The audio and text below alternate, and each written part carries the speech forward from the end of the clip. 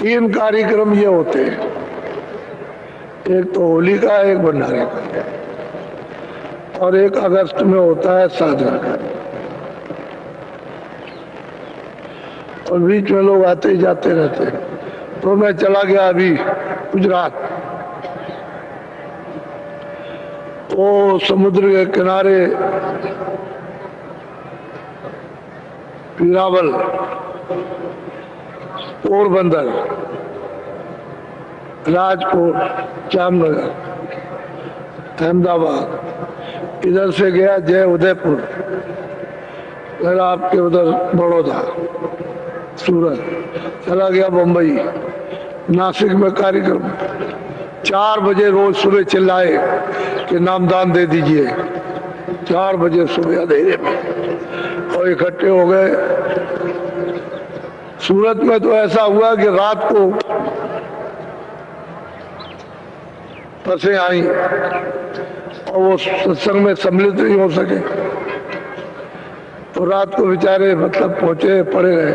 4 बजे चिल्लाए।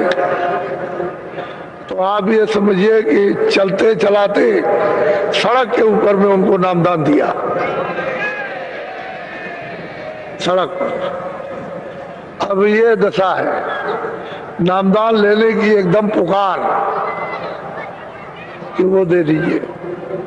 तो सही बात है कि हीरे जवाहरात के सामने कुछ नहीं। जब सच्ची प्यास लगती है तो जीव फिर चिल्लाते हैं। तो जगह जगह सुबह भी, दोपहर को भी, रात को भी। तो आपके मतलब ये है कि महाराष्ट्र में खूब कार्यक्रम किए, और फिर वहां से मध्य प्रदेश में खूब हुआ। कहा मतलब ये है कि बुरहानपुर, खंडुआ, खरगोन, इंदौर, देवास, ये सब जगह पर, गुना, शिवपुरी, ग्वालियर, भिंड, एक कार्यक्रम करते हुए 28 दिन का पूरा कार्यक्रम था। और सुबह और दोपहर, सुबह दोपहर शाम, इस तरह फिर चलना, 150 किलोमीटर, 200 किलोमीटर चलना, तो कितनी मेहनत पड़ती है। आप लोग ये सोच रहे होंगे नहीं बाबा जी तो शायद कहीं बैठे होंगे चुपचाप। उधर से लौटने के बाद इधर भरथना, सगुनाबाद, इधर आगरे जिले में बड़ी भीड़ है। लोग ये कहते हैं कि इतनी भीड़ यहाँ कभी नहीं हुई, ऐसा लोगों का कहना, और सच्ची बात भी है। तो सब जगह पुकार है, और मैं कानों से सुनता हूँ, कान बहरे थोड़ी है, बहुत कोई भी आवाज निकालोगे सुन लेता हूँ। तो हमारे यहाँ, हमारे यहाँ, हमारे यहाँ, हमारे यहाँ, तो बीच में चिल्ला रहा, हमको तकलीफ, हमको तकलीफ, हमको बीमारी, लड़के में बीमारी, लड़की में, जमाई में बीमारी, कोई जानवर बीमार है तो ये है वो, कोई, सबकी बात सुनता रहता हूँ। सब तरह से चिल्लाते, कोई नौकरी, कोई चाकरी, कोई छूट गई, कोई नहीं मिल रही।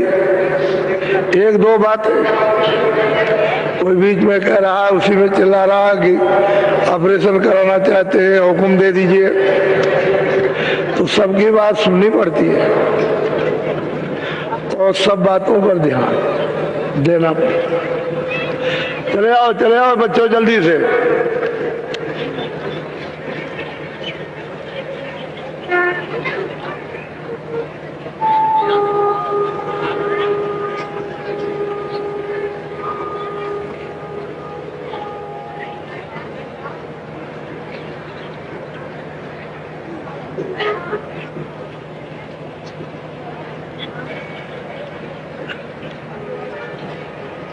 नायक साहब खड़े हो जाइए आप। जरा पीछे देखिए, पीछे देखिए कितने चले आ रहे, देखिए। आप बैठ जाओ सब।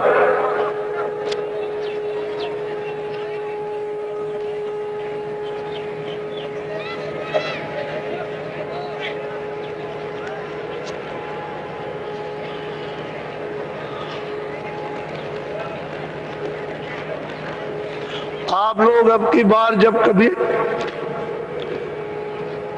इस 96 में जब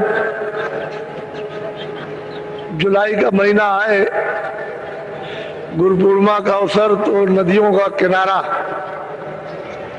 जो जिस तरफ रहे जरा छानबीन करके रखना, लेकिन मैदान चाहिए हमको। हम चाहते हैं नदी का किनारा हो। अभी जब काशी आओगे तो नदी के किनारे आपको बता दिया जाए कि ऐसा किनारा होता था। अभी काशी में होने जा रहा तो उससे मालूम हो जाएगा। तो नदी का किनारा अगर मिल जाए तो बहुत,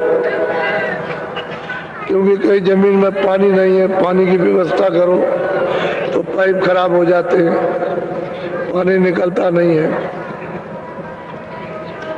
दिक्कत होती है। पानी मिलना चाहिए, तो नदियों किनारे पानी मिल जाएगा। तो ऐसा आपकी बार यही कह रखा कि आप लोग तलाश करते रहो और आने जाने का रास्ता ठीक रहे, ताकि लोग सब चारों तरफ से आ जाएं।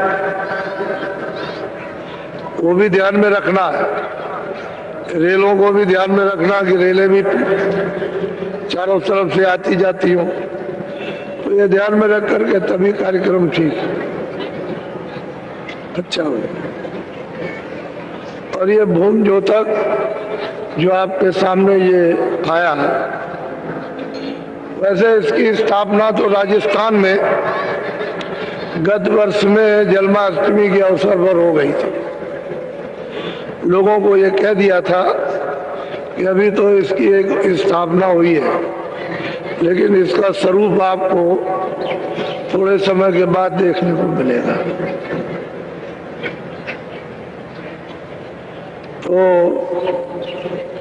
तो किसी समय पर भी एक बार ही कोई ज्वार भाटा आ सकता है। सबकी बुद्धियों का एक बड़ा दरिया बन सकता है। ऐसा कभी नहीं सोचना चाहिए कि मनुष्यों की हिंसा ही हो जाए तभी देश ठीक बनेगा। ऐसा भी सोचना चाहिए कि हिंसा भी ना हो और मानव ठीक हो जाए, देश ठीक हो जाए। ये तो कोई खूबी नहीं है कि मनुष्यों की हिंसा कर दी जाए। राजाओं को चाहिए कि प्रजा की हानि तो होनी नहीं चाहिए, क्योंकि प्रजा रहती है निर्दोषी। तो उनको इस कलंक से तो बचना ही चाहिए।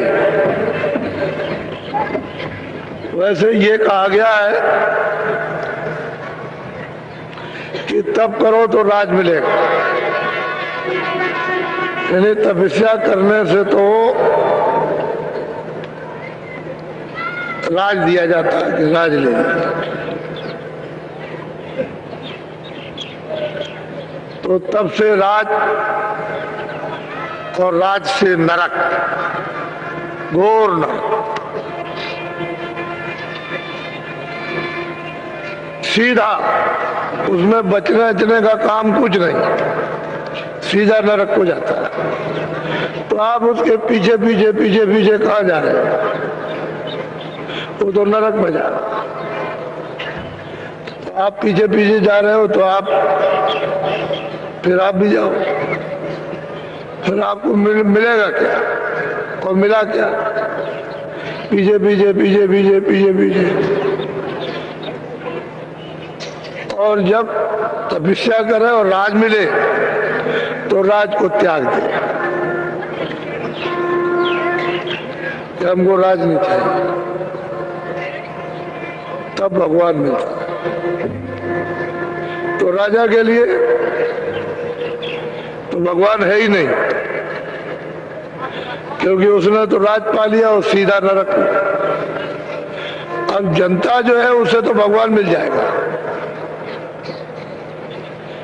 क्योंकि उसे तो राज चाहिए नहीं। हमको तो दिन में काम चाहिए, काम किया, शाम को बच्चों की सेवा, और मनुष्य मंदिर में भजन, तो भगवान मिलेगा। और वो तो राज मिल गया तो सीधा खुल गया दरवाजा, उसमें कोई रोक टोक नहीं, बस शरीर पूरा हुआ सीधे ले गए। तो आप लोग इसलिए दोषी हो गए हो कि उनके पीछे पीछे पीछे पीछे लग करके वो बुद्धि दान दे दिया। जब बुद्धि आपने दान में दे दी तो सबसे बड़ी मनुष्य शरीर में बुद्धि है, वो तो दान में दे दिया कि लो, तुमको हमने अपनी बुद्धि से राजा बना दिया, अब तुम जो चाहो सो करो। तो उसने घना घोर पाप किया।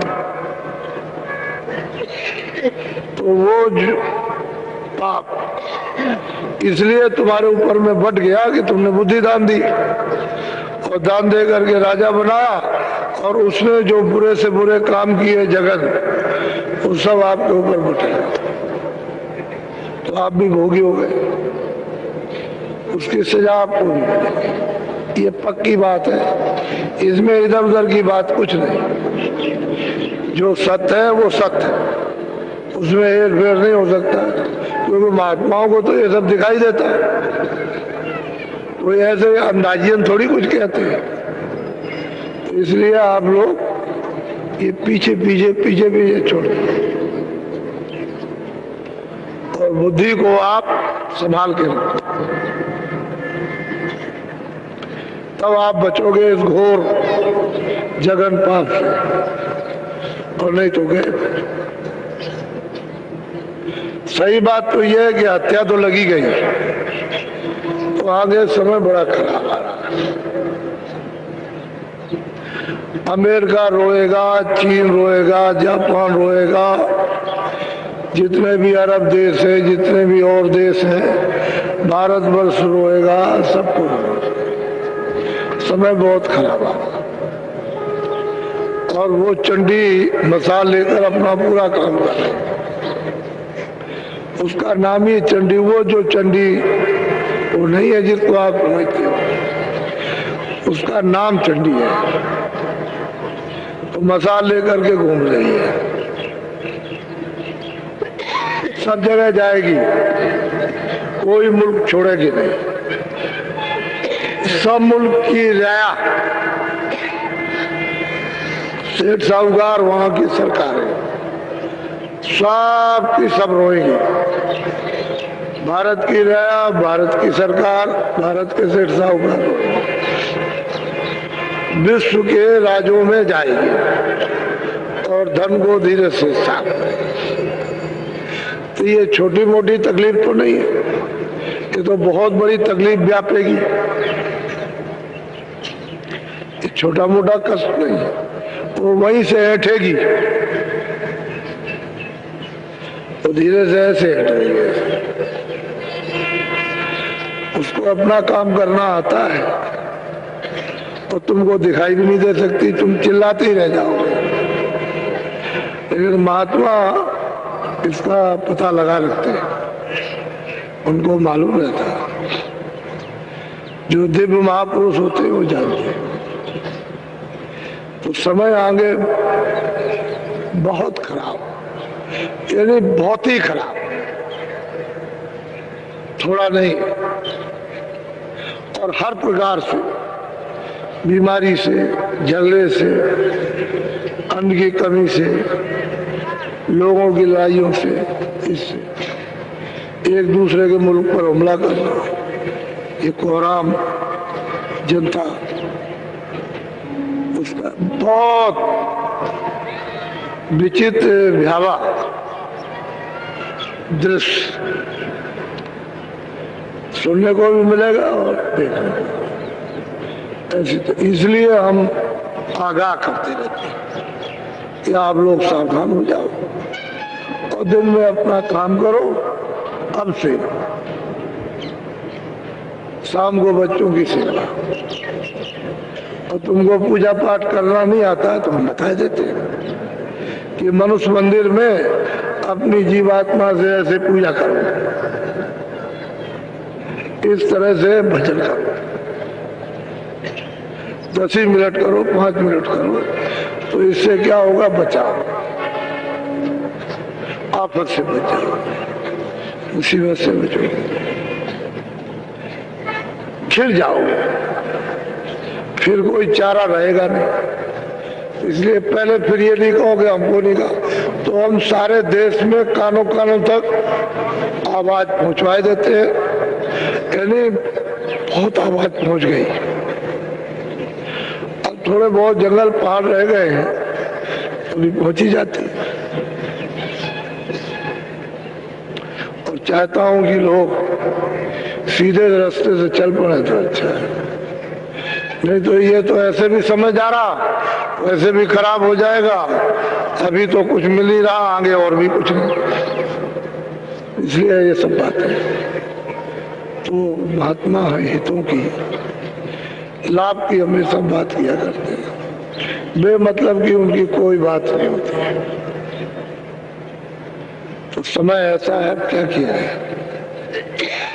और ऐसी लड़ाई आपस में, घर घर में, जाति जाति में, और धर्म धर्म में, और पढ़े लिखों में, अनपढ़ अनपढ़ों में, और मतलब ये है कि राज करने वाले राज करने वालों में, और प्रजा में और राजा में, इसमें उसमें सब में भयंकर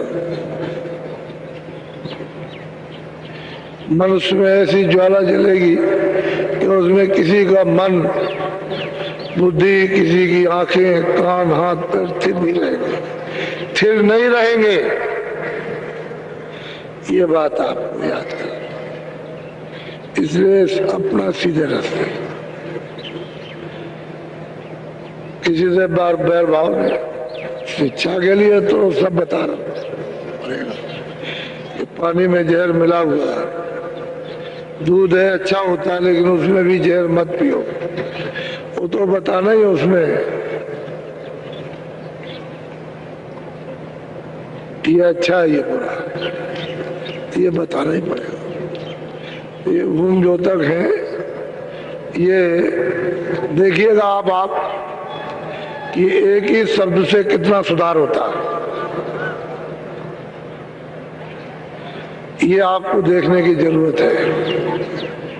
यानी भूम ज्योतक, उनके सामने एक शब्द कि तुम्हारा ब्याज माफ कर दिया जाएगा। अब आप देखिएगा कि इनका कितना सुधार होता है, ये अनुभव करने की सबको जरूरत है।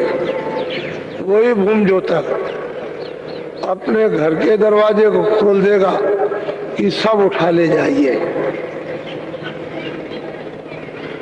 और ये कहेगा ये सब इनके काम। ये उस भूम ज्योतक की उदारता, उसकी उदारता देखिए कि उसका हृदय कितना विशाल और त्याग भाव का। तो देखिएगा कि ये शब्द क्या काम करता है। अभी तो थोड़े दिनों में आपको इसका परिचय मिल जाएगा। अच्छा, खुद अनुभव करो, ये नहीं कि अनुभव से शून्य हो जाओ। हर चीज का अनुभव, पहले का, अरब का और आगे का अनुभव की जरूरत है। अनुभव जब करते रहोगे तो तुम बिल्कुल एकदम से पक्के भी हो जाओगे, कड़े। पढ़ने लिखने से कुछ नहीं, कड़ा होना चाहिए। पढ़े लिखे तो बहुत है, लेकिन कड़ा हो, जो कड़ा होता है वो पक्का होता है, जो कड़ा कुड़ा नहीं है कुछ नहीं। पढ़ने लिखने से कुछ नहीं। वो तो पढ़ने लिखने से तो वो कहते हैं कि पढ़े फारसी बेचे तेल, यह देखो करता के खेल। पढ़ने लिखने से करना चाहिए, मोटी सी सीधी सी बात। तो आपको ये सुना दिया गया कि भूम ज्योतकों का एक सम्मेलन